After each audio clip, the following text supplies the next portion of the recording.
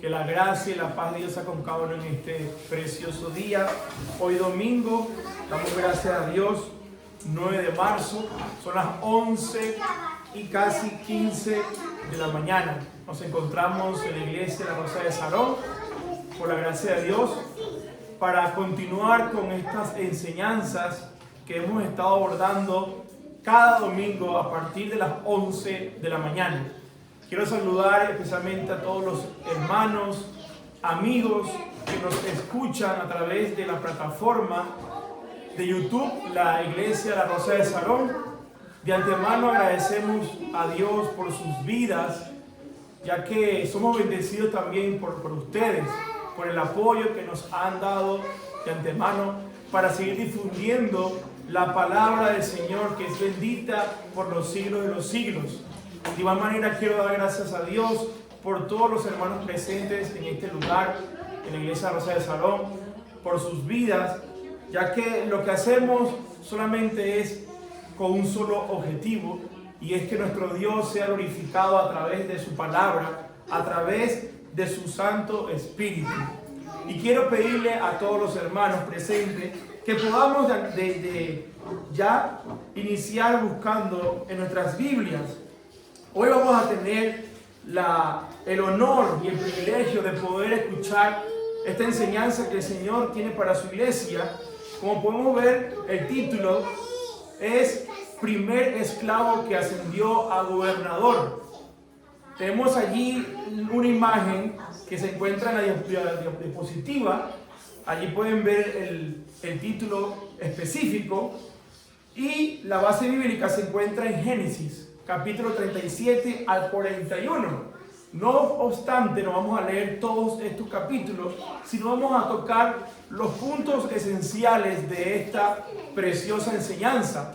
Y quiero pedirle a todos mis queridos hermanos que podamos estar atentos a la enseñanza y procurar mantenernos allí en armonía y concentrados de lo que Dios tiene para nuestras vidas. Sabemos que la palabra del Señor es viva y eficaz. Y quiero entonces pedirles que me acompañen a Génesis 37. Vamos a leer de todos los capítulos los pasajes que se encuentran en la lectura del expositor, para que así podamos ir a lo que Dios quiere hoy enseñarnos a través de su palabra. Génesis 37, 26. Al versículo 28 vamos a leer primeramente.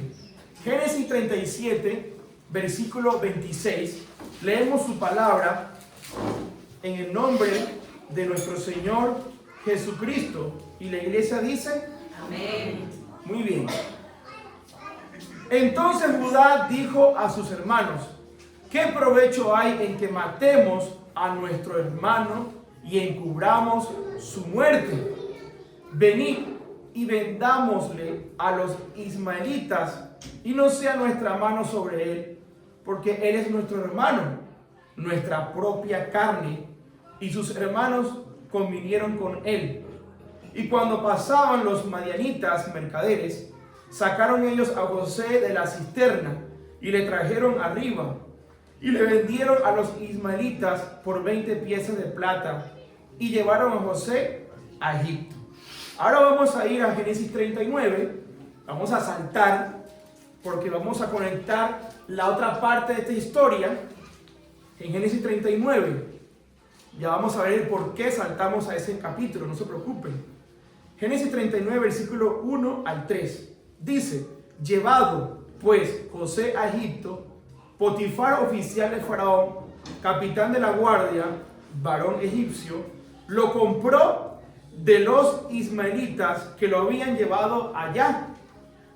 Mas Jehová estaba con José, y fue varón próspero, y estaba en la casa de su amo el egipcio. Y vio su amo que Jehová estaba con él, y que todo lo que él hacía, Jehová lo hacía prosperar en su mano. Luego de aquí vamos a ir a capítulo 41 y último capítulo de esta enseñanza, versículo 38, amados hermanos. Capítulo 41, verso 38. Dice, Génesis 41:38, y dijo Faraón a sus siervos, ¿acaso hallaremos a otro hombre como este, en quien esté el Espíritu de Dios? Y dijo Faraón a José, pues, ¿qué Dios te ha hecho saber todo? ¿Qué Dios te ha hecho saber todo esto? No hay entendido ni sabio como tú. Tú estarás sobre mi casa, y por tu palabra se gobernará todo mi pueblo. Solamente en el trono seré yo mayor que tú. Y si vamos a Hechos, lo voy a leer rápidamente, capítulo 7, verso 9 y 10. Recordemos que Hechos 7 es un mensaje que expone Esteban, pero que toca una pequeña historia de lo que sucedió con José.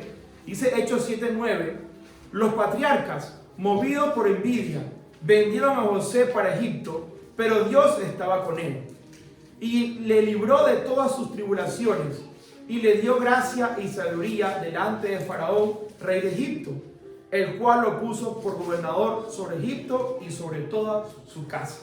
Tomemos asiento, mis hermanos, para entonces darle inicio a esta maravillosa enseñanza que se titula como primer esclavo que ascendió a gobernador. Ciertamente tenemos allí una historia que es muy extensa porque se inicia en Génesis capítulo 37 y culmina en el último capítulo de Génesis, porque la historia de José no solamente abarca una sola parte de Génesis, sino desde el capítulo 37 hasta el final. Toda la historia de este precioso personaje o de esta preciosa persona que Dios levantó dentro de un grupo de dos hermanos llamados José.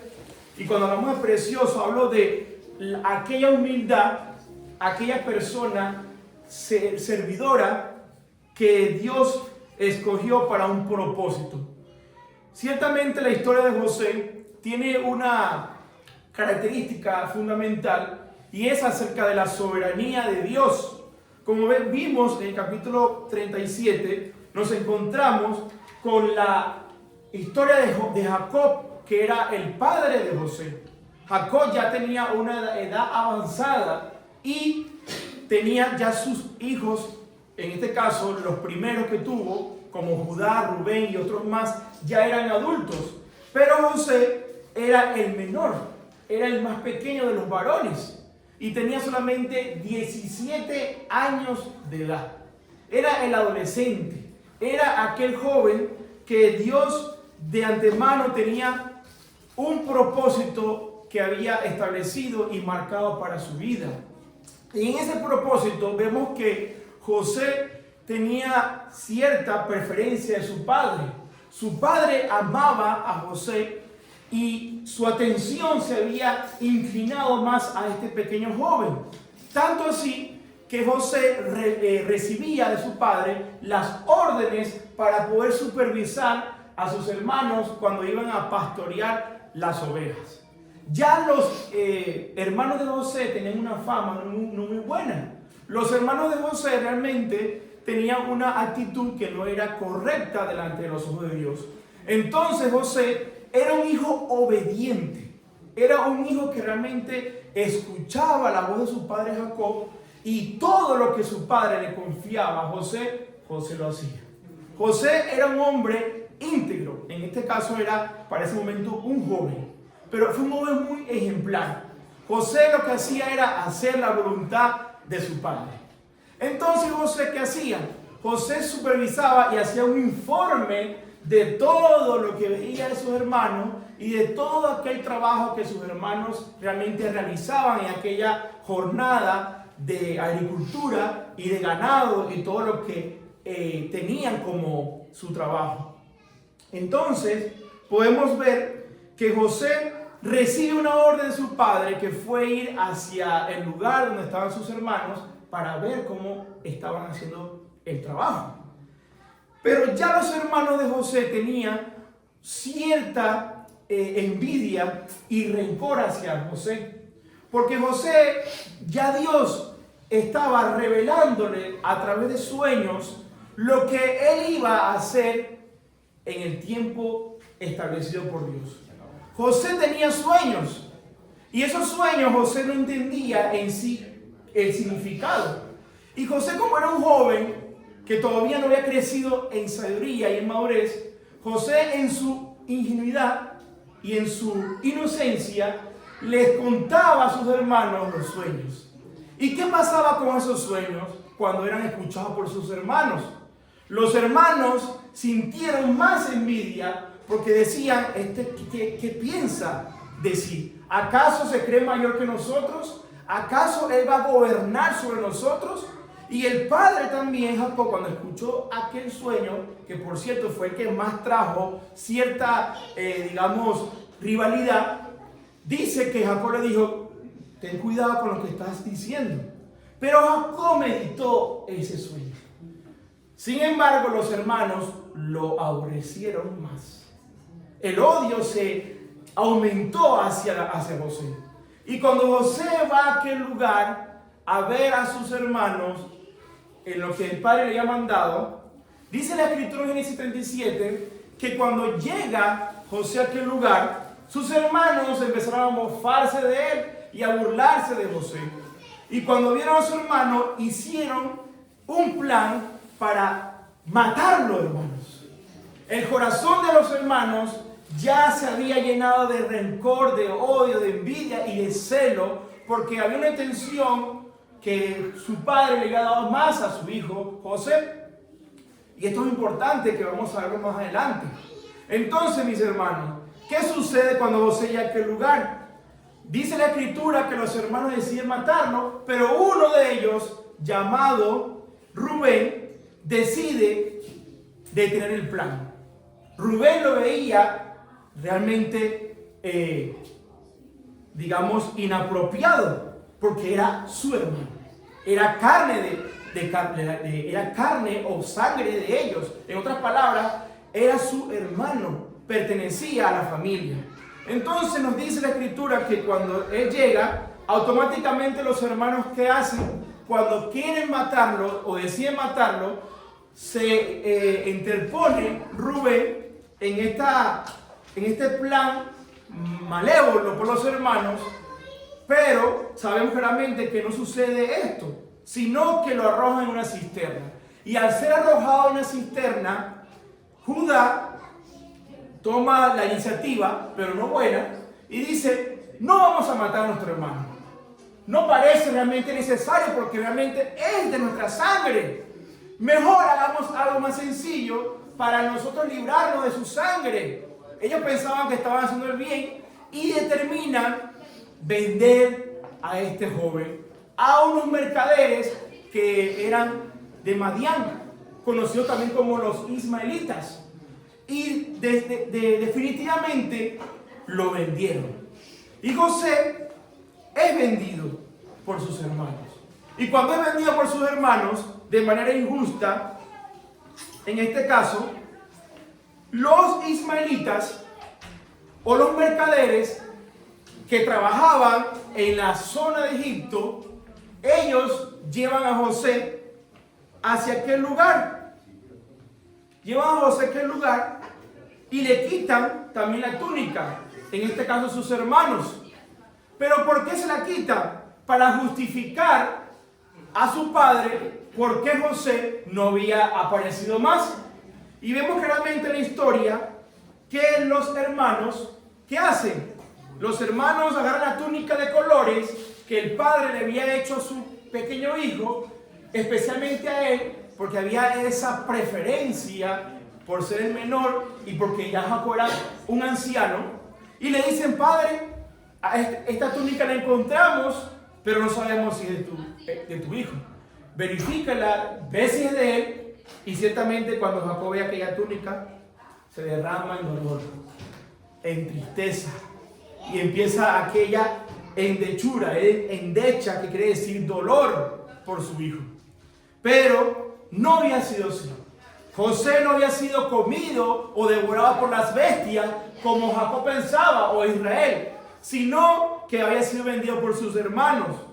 Y cuando José es llevado por los ismaelitas hacia Egipto, se convierte, ya en Génesis capítulo 39, se convierte en un servidor de aquel hombre llamado Potifar. Potifar era el capitán de la guardia del imperio de Egipto. Era como un general de un ejército, queridos hermanos. Entonces José pasa a esta transición. Empieza a ser ya no pastor de ovejas, como lo era en su juventud, sino que pasa a ser un servidor de aquella casa de Potifar. Y vemos claramente que José humildemente cede a esta realidad. José decide servir a Potifar, pero algo interesante en el capítulo 39 es lo que dice la Escritura, que Dios, a pesar de todo lo que los hermanos habían hecho, estaba con José. El plan de Dios no puede ser quebrantado por el hombre. Cuando Dios tiene un plan en la vida de sus hijos, es un plan perpetuo y que permanecerá para siempre. Sus propósitos son realmente propósitos inquebrantables, propósitos que trascienden los tiempos. Y José estaba allí en ese lugar. Y dice la Escritura que José era un joven que era próspero en lo que hacía. Tanto así que Potifar le encomienda a José toda su mayordomía. Y José se convierte en aquel mayordomo de aquel lugar. Y hace un trabajo excelente. Cuán importante es hacer las cosas en nuestra labor, en el trabajo de manera con excelencia. La excelencia, hermano, es una de las características de un hijo de Dios. Porque todo lo que hacemos, sea de palabra o de hecho, lo debemos hacer ¿para quién? Para el Señor. Porque a Él le servimos y de Él recibimos recompensa. Entonces José trabajó humildemente en aquel lugar. Era un esclavo, era un siervo, era un mayordomo, era un administrador de todo. Y todo estaba en las manos de José. Todo, hermano. Pero había una sola cosa que José no podía realmente mirar ni tocar, que era la mujer de aquel hombre llamado Potifar. Pero, como vemos claramente, Satanás pensó que el plan de Dios se iba a ser quebrantado o destruido. ¿Y qué hace este ser maligno? Empieza y usa y levanta a aquella mujer que era la esposa de Potifar. Y nos dice la palabra de Dios en Génesis 39 que la mujer empezó a insistirle y a insinuársele a José y a seducirlo y a decirle: José, yo quiero acostarme contigo. ¿Y José qué hizo? José rechazó aquella propuesta, decidió no pecar contra Dios y dice: yo no voy a tocarte porque yo soy un servidor de tu esposo y tu esposo me ha dado todo como mayordomo. ¿Cómo yo pues voy a pecar contra él y contra mi Dios? Fíjense que José, a pesar de que estaba en un lugar que no era su vivienda, su casa, José tenía un corazón que estaba conectado con Dios. No es el lugar donde nos encontremos, es nuestro corazón. Y el corazón era un corazón que servía a Dios, así como aquel joven llamado Daniel, que propuso en su corazón no contaminarse con la comida del rey. Entonces José, mis hermanos, empieza a ser seducido al punto que en una ocasión la mujer de Potifar, viendo que no podía hacer más nada porque José le decía no y huía de ella, creó un plan para destruir la vida de aquel joven. Y dice que cuando José va al palacio, ese día no había nadie en el palacio. Ese día no se encontraban los siervos de Potifar. Qué casualidad, ¿verdad? Y cuando llega a aquel lugar, la mujer decide insinuársele nuevamente. Y le propone a José nuevamente que se acostara con él. Y como ella sabía que José iba a decir que no, ella dijo: bueno, yo voy a hacer algo para que su decisión, que está en contra de mi voluntad, vaya a mi favor. ¿Y qué hace esta mujer? Se le va encima y le quita la ropa o la vestidura. Y José huye de esa mujer No es que sale desnudo, sino que va con las ropas, porque estaba la pijama, estaba una parte de ropa, y luego estaba la vestidura de siervos. Y José decide huir. Pero la mujer, ¿qué hace? La mujer tristemente le dice a sus siervos y a Potifar que José quería divertirse con ella. Y pasa José de estar allí en ese palacio como siervo, como mayordomo, a ir a una cárcel. José ya es llevado a la cárcel, mis hermanos. Pero nos dice la escritura que a pesar de que José fue llevado a la cárcel, Dios estaba con él. Dios no abandona a José. Dios dice: José, yo estoy contigo.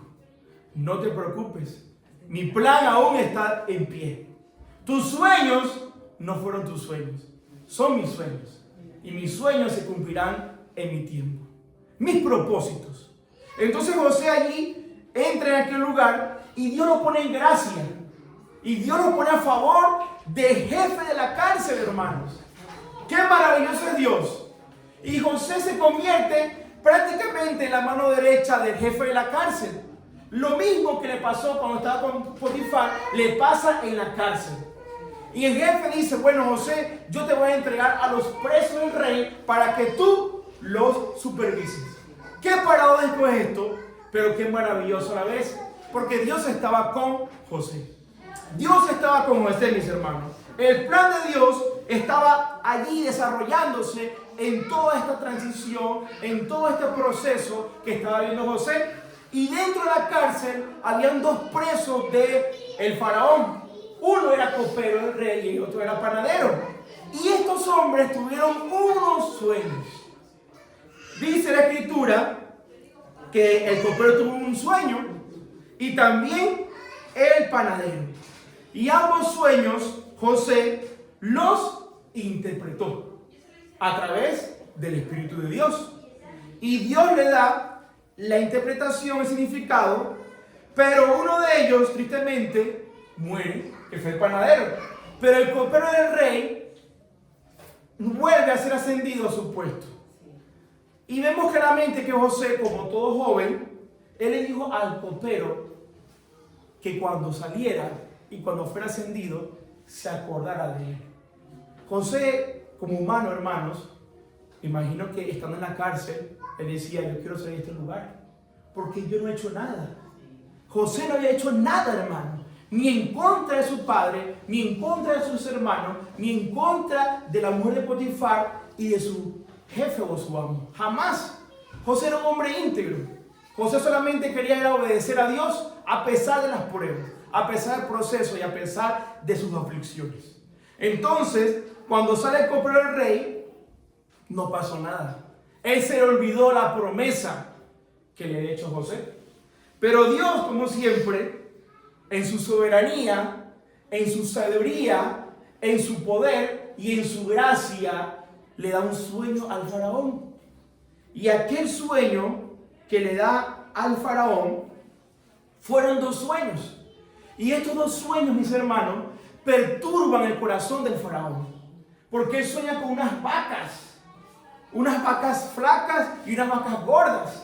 Pero también tiene otro sueño donde dice que las vacas, primeramente el sueño de las vacas, donde dice que las vacas flacas se comían a las vacas gordas. Qué sueño tan extraño, ¿verdad? Qué sueño tan feo. Un sueño que realmente lo deja sin palabras. Pero nos dice que también tuvo otro segundo sueño, donde ve a unas espigas, unas bellas y hermosas como aquellas vacas gordas, pero dice que las espigas que eran secas empezaron a destruir las espigas que eran fructíferas o bellas. Entonces, hermanos, estas espigas que realmente eran, resecas, como lo dice literalmente la escritura, también destruyen a las otras espigas. Pero vemos que fueron dos sueños en uno. Y cuando el faraón ve todo esto, decide llamar a sus magos, a sus hechiceros, a sus brujos, a la que lee la carta, a la que lee la mano, a buscar al espiritista, al ocultista, a todos aquellos servidores del diablo para ver si podían interpretar su sueño, porque él decía, ¿qué significa esto?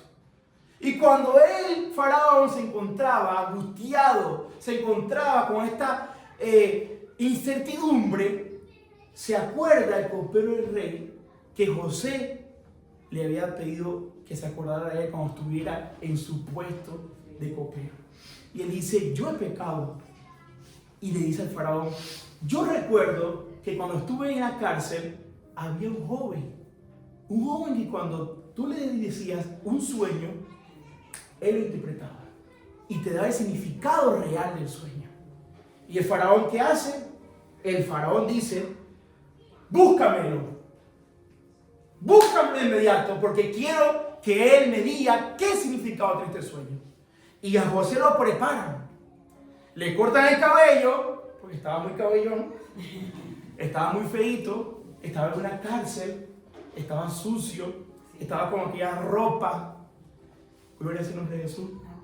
Estaba allí, aparentemente aislado de todo, pero Dios estaba con él. Dios estaba con José.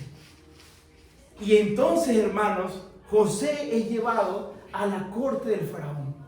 Es llevado a aquel imperio que jamás él pensó que iba a tocar.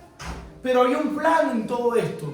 Y cuando José se presenta al faraón, el faraón le expone el sueño y José le dice, este sueño sí puede ser interpretado.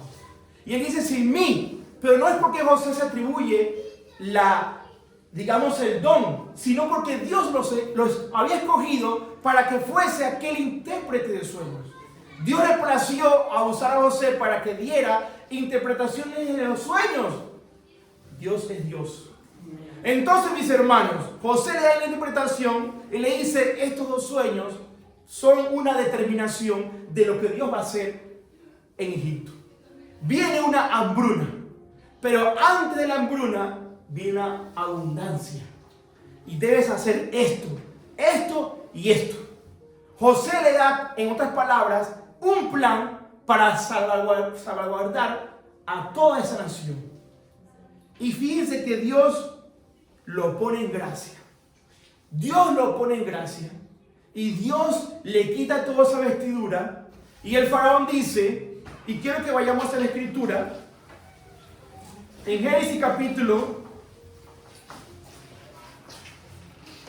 41, y veamos, amados hermanos, lo que dice el faraón. Vamos al capítulo 41. Ya vamos a darle el versículo.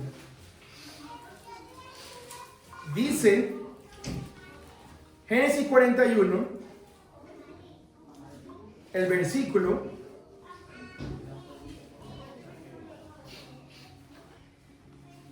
número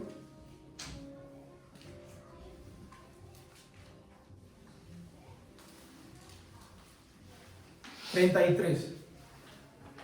Y dice, y ahora, voy a leerlo acá. Dice, por tanto, provéase ahora Faraón de un varón prudente y sabio, y póngalo sobre la tierra de Egipto. Hágase esto, Faraón, y ponga gobernadores sobre el país, y quinte la tierra de Egipto en los 7 años de la abundancia. Y junten toda la provisión de estos buenos años que vienen, y recogen el trigo bajo la mano del faraón para mantenimiento de las ciudades, y guárdenlo. Y aquella provisión en depósito para el país, para los 7 años de hambre que habrá en la tierra de Egipto, y el país no perecerá de hambre. Pero fíjense lo que dice el verso 38. Y dijo Faraón a sus siervos, ¿acaso hallaremos a otro hombre como este en quien esté el Espíritu de Dios? Y dijo Faraón a José, pues que Dios te ha hecho saber todo esto, no hay entendido ni sabio como tú. Tú estarás sobre mi casa y por tu palabra se gobernará todo mi pueblo. Solamente en el trono seré yo mayor que tú. Entonces aquí vemos un cambio radical en la vida de José. Un cambio drástico que jamás José esperaba. José tuvo sueños. Sueños que él le contó a sus hermanos. Sueños que él expresó a su padre y que él pensaba que eran simplemente sueños. Pero estos sueños no eran solo sueños. Eran los planes que Dios tenía para con José. Los planes que Dios iba a desarrollar y ejecutar en su tiempo y soberana y perfecta voluntad. Y José tuvo que pasar por toda esta transición y proceso. José salió teniendo 17 años, hermanos. Y cuando José es puesto como gobernador de Egipto, verso 46, acompáñenme al verso 46 del capítulo 41, dice, ¿era José de edad? ¿De cuánto? 17 años. No. ¿Cuándo gobernó? Sí, 30 años. 30 años. La matemática se la dejo a usted. Pero vemos el tiempo que pasó en todo este proceso. Y al final, el Señor cumple con este propósito. Y José pasa a ser aquel gobernador de Egipto. Qué maravilloso es Dios. Qué precioso es Dios. El plan divino se cumplió. Porque sabemos que los que aman a Dios, todas, no dice algunas, hermanos, todas las cosas nos ayudan para bien. Esto es a los que han sido llamados conforme a su propósito. Y mis hermanos, vemos que José gobierna de manera recta, de manera íntegra y de manera sabia a Egipto por estos años. Y Egipto empieza a ser una nación próspera por la mano de José. Y aquí vemos claramente cómo José pasó a ser de pastor de ovejas a un gobernador de una nación pagana, de una nación que no creía en Dios, pero que tenía allí a un hombre que era luz en medio de las tinieblas. Por eso Jesús dijo, vosotros sois luz de este mundo. Nosotros somos los portadores de la luz de Cristo, mis hermanos. Y donde Dios nos envía o donde estemos, debemos reflejar su gracia, su amor y esa luz que resplandece en toda la oscuridad. Damos gracias a Dios por esta enseñanza y damos gracias a Dios porque Él es soberano y porque Dios tiene el control de todas las cosas. Muchas gracias, mis hermanos, doy a Dios por esta enseñanza y la gloria siempre sea para Dios. Amén.